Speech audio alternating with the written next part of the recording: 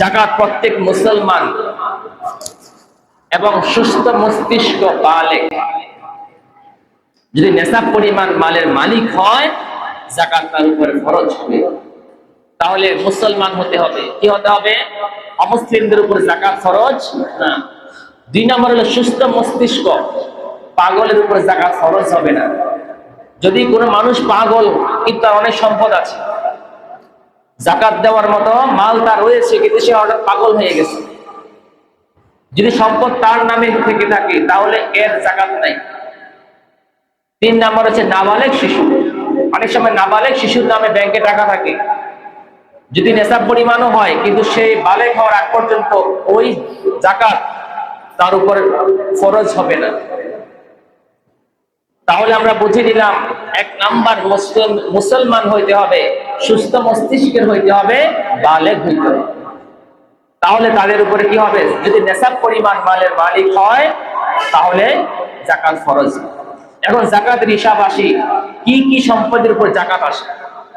যাকাত আসে মূলত সোনা রূপা, টাকা পয়সা এবং পালিত পশু, ব্যবসা পণ্য, যেগুলি ব্যবসায়িক কাজে আমরা বিক্রি করি, ওই পণ্যের উপরে কি আছে? যাকাত আছে। এবার সোনা রূপার ক্ষেত্রে একটু বলি যে অনেকে মনে করে থাকে যে স্বর্ণ যেগুলি আমি ব্যবহার করি এগুলি যাকাত দিতে হয় না, যেগুলি আমার অতিরিক্ত রয়েছে এগুলি যাকাত দিতে হয়। ব্যাপারটা এমন না, এটা বুঝে নেবেন ভালো করে। স্বর্ণ অলংকার আপনি ব্যবহার করেন অথবা না করেন, যা আপনার শরীরে আছে ব্যবহার করতেছেন তারও যাকাত দিতে হবে, যা আপনার অতিরিক্ত আছে তারও যাকাত দিতে হবে। এবং যদি স্বর্ণ অলংকার রূপে থাকে তারও যাকাত দিতে হবে। আর যদি স্বর্ণ থাকে বিভিন্ন আকৃতিতে, যেমন স্বর্ণের বিস্কিট থাকে বিভিন্ন আকৃতিতে থাকে, ওইগুলিও যাকাত দিতে হবে। স্বর্ণ যেভাবে থাকুক, এটা অলংকার হিসেবে হোক আর কোন টুকরা হোক, স্বর্ণের টুকরা হোক, যেভাবে হোক, স্বর্ণ রূপা যদি থাকে এটা যাকাত অবশ্যই দিতে হবে। তারপরে যদি আপনার শরীরে যে জামা কাপড় বা বিভিন্ন আসবাবপত্রের মধ্যে যদি স্বর্ণের কারুকাজ থাকে, স্বর্ণে যদি কি থাকে? কারুকাজ থাকে, যে স্বর্ণ দিয়ে অনেকে আছে যারা অনেক বড় লোক, তাদের পোশাকের মধ্যে স্বর্ণের সুতা দিয়ে কারুকাজ করা থাকে, বা যে কোনো জায়গার মধ্যে যদি স্বর্ণের দিয়ে নকশা থাকে বা স্বর্ণের কারুকাজ থাকে, তাহলে কি করতে হবে? যাকাত দিতে হবে। ওটা নেশাবের মধ্যে হিসাব করতে হবে, হিসাব করে যাকাত দিতে হবে। এবার যাকাতের যে সম্পদ, যে টাকাটা, যাকাতের হিসাবটা করবেন আরবি মাসের হিসেবে।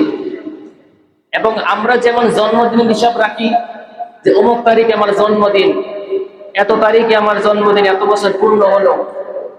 আমরা বিবাহের তারিখ কি করি? হিসেব রাখি, এত তারিখে আমার বিবাহ হয়েছে, আজকে বিবাহের এত বছর। তদ্রুপ ভাবে যাকাতের হিসাবটা এভাবে রাখতে হয়। আপনি নেশাব পরিমাণ মালের মালিক যেদিন হয়েছেন, এরপর থেকে এই পরিমাণ মাল যদি আপনার কাছে পূর্ণ 1 বছর অতিবাহিত হয়, তখনই কেবল আপনার উপরে যাকাত আসে।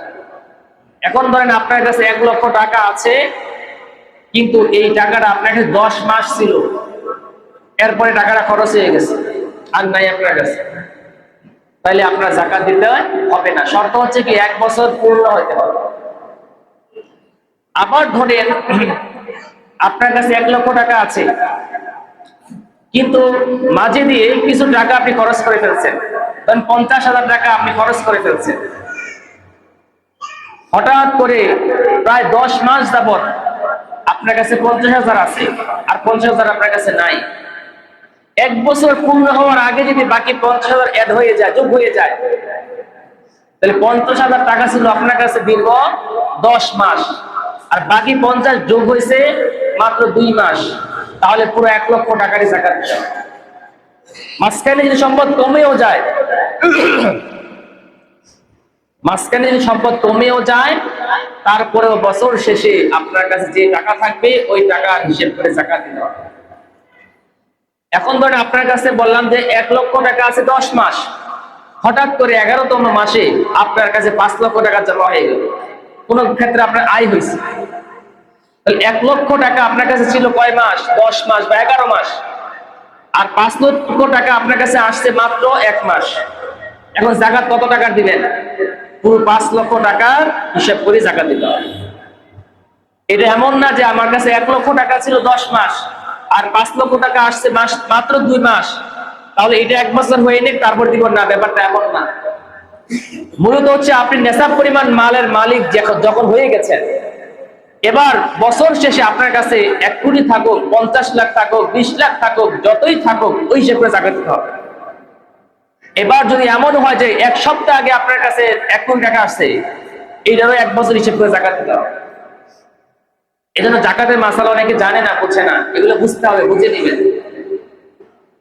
এবার আপনি হজ করবেন, হজের উদ্দেশ্যে টাকা জমা রাখছেন, বাড়ি ঘর করবেন, নির্মাণ করবেন, মেয়েকে বিবাহ দিবেন। অনেক এমন আছে না যে আমার মেয়ে ভবিষ্যতে বিয়ে দিবে, আমি ব্যাংকে টাকা রেখে দিলাম। আমি কি করলাম, ঘর বাড়ি করবো এত বছর পরে, আমি টাকা রেখে দিলাম। আমি হজ করবো 2000 এত সালে, কিন্তু টাকা আমি ব্যাংকে রেখে দিলাম, ওইগুলো জাকাত দিতে হবে। এবার ব্যবসার মালের জাকাত, অনেক ব্যবসায়িক ভাইয়েরা আছেন, ব্যবসার মালের জাকাত 3 রকমের হয়। একটা হচ্ছে খুচরা মূল্য, একটা হচ্ছে পাইকারি মূল্য, আরেকটা হচ্ছে যে সমস্ত মাল একত্রে করা। যদি 3 নাম্বারটা অবলম্বন করে তাও জাকাত আদায় হয়ে যাবে, তবে 2 নাম্বারটা অবলম্বন করা উত্তম। যে আপনার দোকানে যে মালগুলি আছে, যেগুলি আপনি বিক্রি করবেন, তবে ডেকোরেশন না, আপনার দোকানে যদি ডেকোরেশনের মাল থাকে লক্ষ লক্ষ টাকার, ওইগুলি জাকাতের আওতায় আসবে না। যেইগুলি আপনি পণ্য বিক্রি করেন, পণ্য কিনেন, পণ্য বিক্রি করেন, ওই বিক্রিত মাল যা আছে তা হিসেব করতে হবে। তা টোটাল হিসেব করে একত্রিত করে তারপরে আপনি কি করবেন, জাকাত আদায় করে দিবেন। এবার যদি কোন মাল বিক্রি করছেন বাকিতে, টাকা আপনার হাতে আসে নাই, মাল দিয়ে দিচ্ছেন, টাকা আপনার হাতে কি আসে নাই, যতক্ষণ টাকা না আসবে ততক্ষণ জাকাত দিতে হবে না, যখন টাকা আসবে তখন জাকাত দিতে হবে। তদ্রুপ ভাবে যদি আপনি কাউকে টাকা ধার দিয়ে থাকেন, কাউকে টাকা আপনি ধার দিচ্ছেন, এই টাকা এখন আপনার হাতে নাই, কিন্তু টাকার মালিক আপনি, তাহলে এটা জাকাত আদায় করতে হবে, আপনি আদায় করতে হবে। যদি আপনার কাছে নাই কিন্তু মালিক আপনি, আর যদি এমন আশঙ্কা হয় যে এই টাকাটা আমি দিছি যার হাতে, তার কাছ থেকে পাবো কি পাবো না আমি জানি না, এমন হইতে হয় না অনেকে, এমন অনেক আল্লাহওয়ালা আছে। আপনি টাকা নিছেন, টাকা ফেরত চাইবেন, এর কাছে জবাব দিতে হবে কি কারণে আপনার টাকা লাগবে। আরে ভাই আমি টাকা দিছি, টাকা ফেরত দাও। ভাই আপনি কি লেগে দিবেন কোন? এরকম আল্লাহওয়ালা আছে অনেক। যখন টাকা দিবেন, দেওয়ার পরে যখন আপনি নিতে চাইবেন, তখন আপনি কারণ দর্শাইতে হবে, এই কারণে আমি নিব, আমার এই সমস্যা ওই সমস্যা, দয়া করে টাকাটা দাও। এরকম আল্লাহওয়ালা আছে অনেক। তো এই জন্য যদি এমন লোকের কাছে টাকা পৌঁছে যায় যে যাদের কাছ থেকে টাকা ফেরত পাওয়া হয়তো সম্ভব কিনা বা পাবো কিনা সন্দেহ, তাহলে ওই মুহূর্তে জাকাত না দিলেও চলবে। তবে যদি কখনো টাকাটা পেয়ে থাকেন, তাহলে জাকাত আদায় করতে হবে, পেছনের সব বছরে জাকাত আদায় করতে হবে। ধরুন 1 লক্ষ টাকা আপনি কারো কাছ থেকে পাবেন, সে 5 বছর টাকাটা দিল না, এই 5 বছর জাকাত আপনি দিলেন না, কিন্তু যখন 5 বছর পরে জাকাত টাকাটা আপনি ফেরত পাইলেন, এই বিগত 5 বছরের জাকাত আপনাকে দিতে হবে। এবার আসেন স্বর্ণ অলংকারের ক্ষেত্রে। স্বর্ণ অলংকারের ক্ষেত্রে আমরা এই বিষয়টা বুঝি নেই। যদি স্বর্ণ অলংকার আপনার স্ত্রীর হয়, স্ত্রীর মালিক বানাই দিচ্ছেন, অনেক সময় আমরা বিয়ের সময় কাবিন করি, স্বর্ণ দিয়ে কি করি, আদায় করে নিই, মোহরান আদায় করে নিই, তাহলে মালিক স্ত্রী। যদি সম্পদের মালিক স্ত্রী হয়, স্বর্ণের মালিক স্ত্রী হয়, তাকে মালিক বানাইয়া দেন, তাহলে জাকাত আসবে তার উপরে, আপনার উপরে না।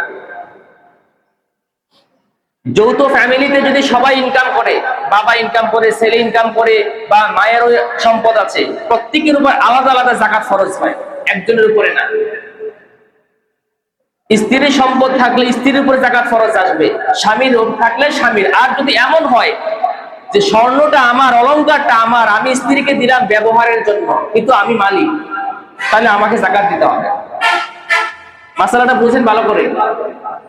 কিন্তু আমি স্ত্রীকে মালিক বানাইয়া দিলাম, এটা তোমার, তাহলে এই জাকাত ফরজ হবে স্ত্রীর উপরে, এই জাকাত ফরজ হবে মেয়ের হলে মেয়ের উপরে। আর যদি হয় যে না সম্পদ আমার, এটা স্বর্ণটা আমার, আমি এভাবে দিলাম, স্ত্রী ব্যবহার করতেছে কিন্তু সম্পদের মালিক আমি, তাহলে ফরজ হবে আমার উপরে। তাহলে যাকাত ফরজ ব্যক্তি বিশেষ, নামাজের মতো।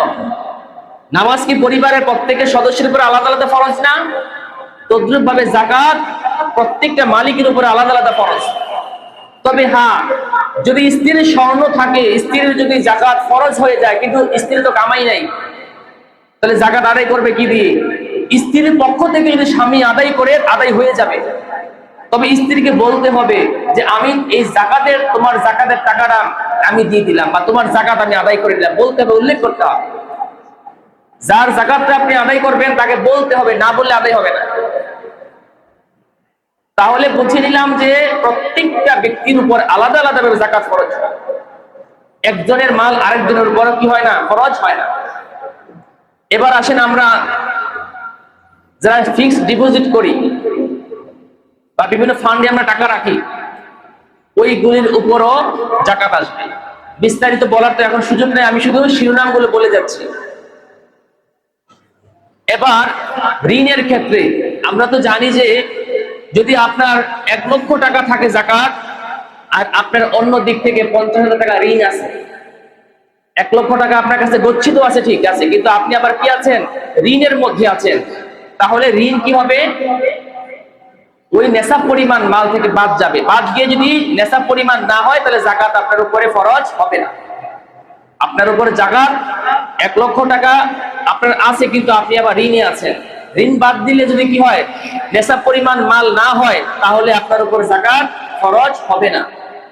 ঋণের ক্ষেত্রে 2 ধরনের ঋণ আছে। একটা হচ্ছে আপনার চাহিদা পূরণের ঋণ, আপনার পরিবারের চাহিদা, আপনার ব্যক্তিগত চাহিদা, অথবা হঠাৎ অ্যাক্সিডেন্ট হয়ে গেছেন, হঠাৎ অসুস্থ হয়ে গেছেন, লক্ষ লক্ষ টাকা চিকিৎসা লেগেছে, এই কারণে যদি আপনি ঋণ করে থাকেন, এই ঋণ বাদ যাবে। কিন্তু যদি আপনি জমি কিনবেন 10 লাখ টাকার, 5 লাখ টাকা ঋণ করছেন, 5 লাখ টাকা নিচের, ওই যে 5 লাখ টাকা ঋণ করছেন, এটা বাদ যাবে না। আপনি ব্যবসা বাড়াবেন, দোকানে মাল বাড়াবেন, 5 লক্ষ টাকা ধার করে কি করলেন? ঋণ আনলেন কারো কাছ থেকে, অথবা ব্যাংক থেকে ঋণ আনলেন, ঋণ এনে কি করলেন? ব্যবসা বৃদ্ধি করলেন। একটা দোকান ছিল, দোকান আরেকটা বাড়াইলেন। গাড়ি একটা ছিল, গাড়ি আরেকটা কিনলেন বুক বিলাসিতার জন্য। ওই বুক বিলাসিতার জন্য যদি কোনো ঋণ করেন, ব্যবসা বৃদ্ধির জন্য ঋণ করেন, সম্পদ কেনার জন্য ঋণ করেন, ওই ঋণ বাদ যাবে না। মাসালাটা আবার বুঝছেন? যদি এমন হইতো, তাহলে প্রত্যেকটা কোটিপতি ঋণগ্রস্ত। যত মেল ফ্যাক্টরি, কলকারখানা দেখেন, প্রত্যেকটা কোটিপতি কি আছে? ব্যাংকের কাছে ঋণ আছে। তাহলে কার উপরে যাকাত ফরজ হবে না? তাহলে কোন ঋণ বাদ যাবে? যে ঋণ আপনার প্রয়োজন পূরণ করতে গিয়ে ঋণ করছেন, অ্যাক্সিডেন্ট করে ঋণ করছেন, যে ঋণ আপনার প্রয়োজন পূরণে ঋণ হয়েছে, ওই ঋণ বাদ যাবে। আর যে ঋণ নাকি আপনি করছেন বুক বিলাসিতার জন্য, সম্পদ বাড়ানোর জন্য, আপনি জমি কিনছেন, ব্যবসা বাড়াইছেন, এইগুলির জন্য আপনি ঋণ করছেন, এই ঋণ বাদ যাবে না, এই ঋণ ধরতে হবে, এটা বাদ যাবে না। আরেকটা জিনিস মনে রাখতে হবে যে স্বর্ণ, রূপা, টাকা পয়সার উপরে কি আসে? যাকাত আসে। যদি মণি, মুক্তা, হীরা, অনেক দামি দামি পাথর, এগুলোর উপর যাকাত আসবে না। ব্যবহৃত জিনিস, আপনি ব্যবহারের জন্য ফ্ল্যাট কিনছেন, একটা না 2টা কিনছেন, কিন্তু আপনি ব্যবহার করেন, যাকাত আসবে না। গাড়ি আপনার একটা আছে, আপনার 5টা গাড়ি আছে, আপনি নিজে ব্যবহার করেন, ভাড়া দেন না, তাহলে যাকাত আসবে না। আপনি যদি জমি, আপনার 100 কানি জমি আছে, খিল পরে রয়েছে, কোনো ফসল নাই, কিছু নাই, যাকাত আসবে না। কিন্তু যদি জমি কিনেন বিক্রির জন্য, লাভের জন্য, প্লট বিক্রি করে না, ব্যবসা করে না মানুষ, ব্যবসায়িকের জন্য, ব্যবসার জন্য আপনি যা কিছু কিনবেন, ওইটাই যাকাত আসবে। আর ব্যবসায়িক কাজের জন্য, ব্যবহারের জন্য যদি আপনার গাড়ি, বাড়ি, ফ্ল্যাট যা কিছু করেন, এগুলা যাকাত আসবে না। আর ব্যবসায়িক পণ্য হিসেবে যদি আপনি গাড়ি কিনেন, বাড়ি করেন, ফ্ল্যাট কিনেন ব্যবসার জন্য, তাহলে ওটার কি আসবে? যাকাত আসবে। পেয়ারা হাজিরের সময় শেষ, সংক্ষিপ্ত সময় আমি শুধু শিরোনামগুলো টেনে ধরলাম। যাকাতের ব্যাপারে অনেক বিস্তারিত কথা আছে, যদি আপনাদের কারো মনে কোনো প্রশ্ন থাকে জেনে নেবেন বিস্তারিত। আমার পক্ষ থেকে বারবার আপনাদের কাছে এটাই আহ্বান থাকবে, যাকাতের ব্যাপারে সচেতন হন। কারণ আপনার সম্পদ, আপনার কষ্ট অর্জিত সম্পদ, সম্পদ কামাই করছেন কিসের জন্য? সুখী থাকার জন্য না। তাহলে সম্পদ কামাই করছেন ভালো থাকার জন্য, ইহকাল এবং পরকাল। সম্পদ কামাই করছেন দুনিয়াতেও বুক বিলাসিতা করবেন, দান খয়রাত করবেন, যাকাত দিবেন, আল্লাহ তাআলার কাছে কি করবেন? সুখে থাকবেন, ভালো থাকবেন। আর দুনিয়াতে কষ্ট করে সম্পদ কামাই করে যদি এই সম্পদ হাসরের মাঠে সাপ হয়ে আপনাকে কামড়ায়, এই সম্পদে আপনি কি করবেন বলেন? এজন্য সম্পদের সঠিক ব্যবহার চাই।